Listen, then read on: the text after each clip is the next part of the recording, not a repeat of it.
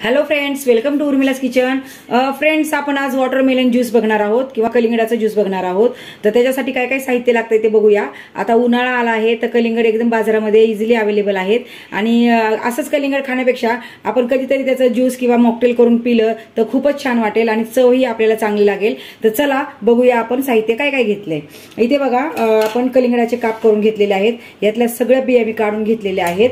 त्याच्यानंतर पुदिन्याची इथे 5-6 पानं घेतलेली आहेत। तुम्ही जर लिंबाचा रस टाकला तर अजून चव अप्रतिम लागेल तुम्हाला। जर असेल तर लिंबाचा रस नक्की टाका।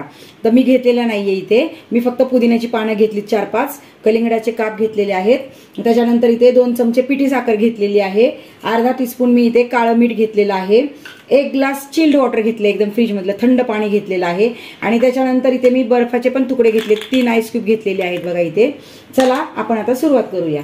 हे बघा, एक मिक्सरचं भांडं घेतलेलं आहे, त्यात आपण हे कलिंगडाचे काप टाकून घेऊया। आणि त्याच्यानंतर आपण ह्याच्यामध्ये साखर ह्याच्यातच आपण ऍड करणार आहोत। साखर तुमच्या चवीनुसार घ्या। मीठही आपण टाकणार आहोत, काळं मीठ। आणि ही पुदिन्याची पानं टाकणार आहोत आपण।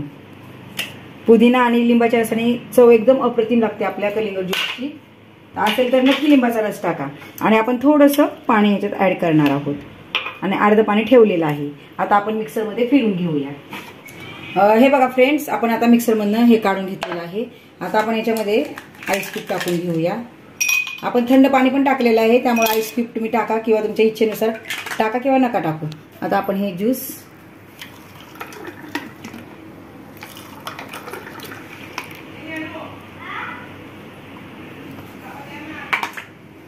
हे बघा, मस्त थंडगार आपलं ज्यूस तयार झालेला आहे।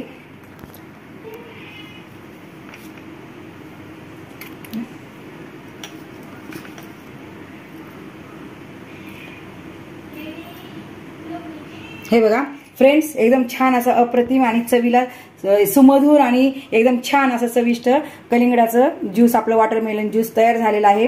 बघा, तुम्हाला जर ही रेसिपी आवडली तर माझ्या चॅनलला तुम्ही लाईक करा, सबस्क्राईब करा आणि व्हिडिओ शेअर करा। आणि काही कमेंट असतील तर कमेंट बॉक्समध्ये कमेंट लिहायला विसरू नका। सो भेटू नेक्स्ट व्हिडिओला। तोपर्यंत सर्वांनी आपापली काळजी घ्या, मस्त खा, स्वस्त रहा। Bye bye.